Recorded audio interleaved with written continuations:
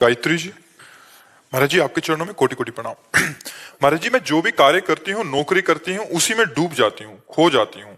नाम जब छूट जाता है कार्य के छोड़ देने से या समाप्त हो जाने से, नाम जब फिर शुरू होता है, मन फिर शांत और आनंदित होता है। पर मैं किसी भी परिस्थिति में नाम जब नहीं छोड़ना चाहती। महाराज जी, इसके लिए मेरा मार्गदर्शन करें कि मैं क्या करूं। अभ्यास जितना हमारा नाम जप का सुदृढ़ होगा, उतना ही जब हम युद्ध करते हुए नाम जप करने की आज्ञा को देखते हैं भगवान की, महामुनिस्मर युद्ध से, तो हमें लगता है युद्ध से बढ़कर तो कोई संसार का कार्य भयावह है नहीं। उसमें अपनी गर्दन बचानी, सामने वाले की काटनी है, और उसमें भी भगवान का स्मरण करते रहना। तो हमें लगता है कि हमारा अभ्यास अभी कमजोर है, तो हम उस अभ्यास को पुष्ट करने के लिए दो कार्य करें। पहला कार्य, जो कार्य हम कर रहे हैं बड़ी एकाग्रता से करें, उस कार्य को भगवान को समर्पित कर दें। 2 घंटे, 4 घंटे, 8 घंटे जो कार्य में लगे वो भगवत अर्पित कर्म कर दे। दूसरी बात, उस 8 घंटे के कार्य में क्या हमको बिल्कुल 1 मिनट बहिर्मुख नहीं हुए, 1 मिनट हमको उस कार्य से सोचने का अवसर नहीं मिला, लेकिन हमें नाम में सही प्रियता ना होने के कारण हम नाम की जगह और कुछ सोचने में समय लगा दिया।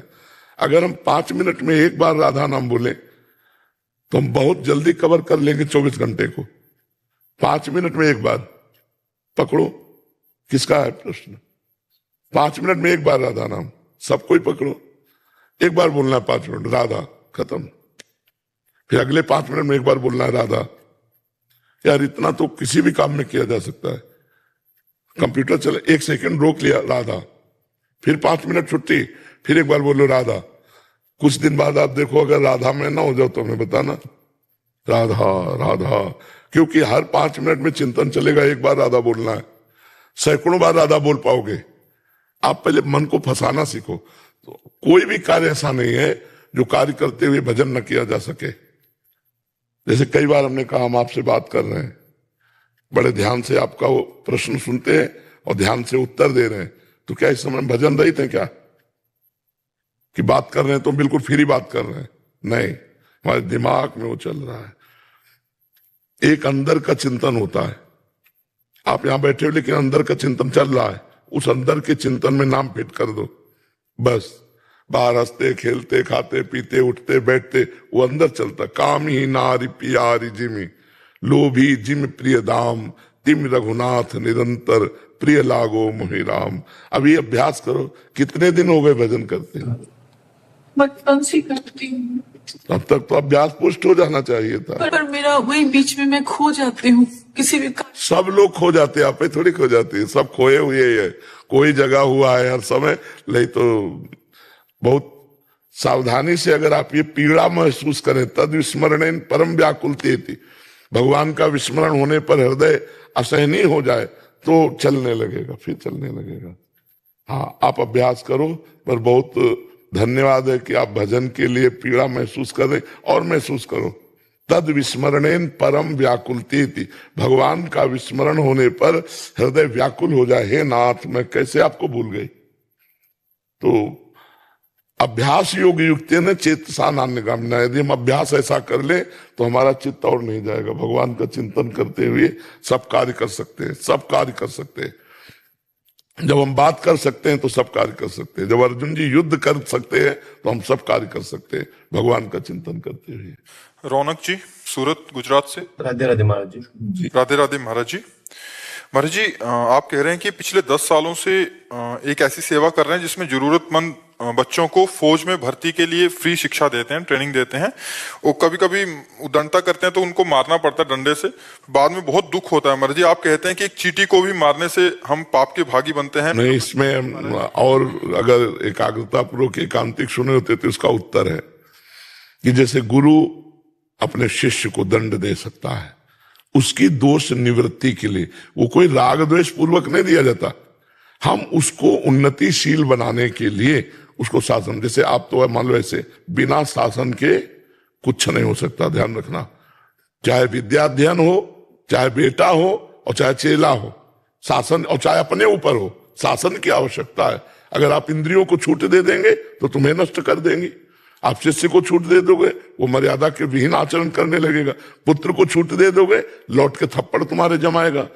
तो आज हो रहा है शासन विहीनता के कारण, तो आप जैसे उनको शासन करके राष्ट्र की सेवा में समर्प, तो इससे वो पूजा ही होगी, उसे दोष नहीं माना जाएगा। महाराज जी वहां पे ट्रेनिंग में तो मतलब मार देते हैं, फिर वहां पे उनके सामने कठोर बन के रहना पड़ता है। हाँ बिल्कुल। घर जाते हैं ना तो फिर ऐसा होता है कि बेचारे बच्चे नहीं, उनके जीवन की उन्नति के लिए, उनके जीवन को मजबूत बनाने के लिए डांट रहे हैं, सपोर्ट कर रहे हैं उनको, तो ये हमारी सेवा है।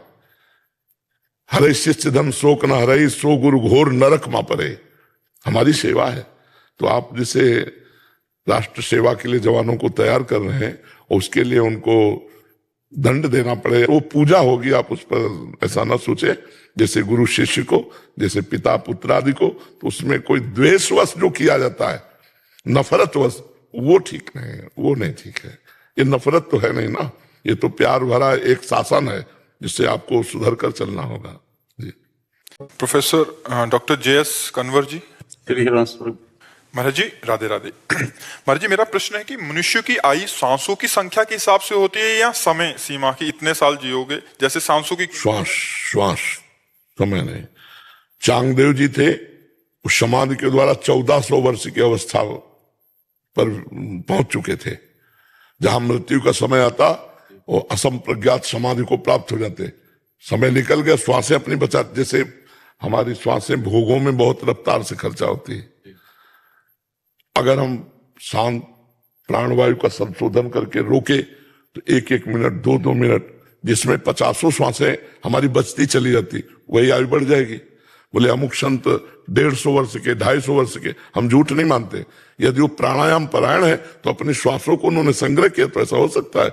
जब चांगदेव ज्ञानदेव जी के चरित्र में आता है 1400 वर्ष के थे। देवराव बाबा के लिए भी अपने सुना गया कि काफी मतलब वर्ष के होकर शरीर त्यागा।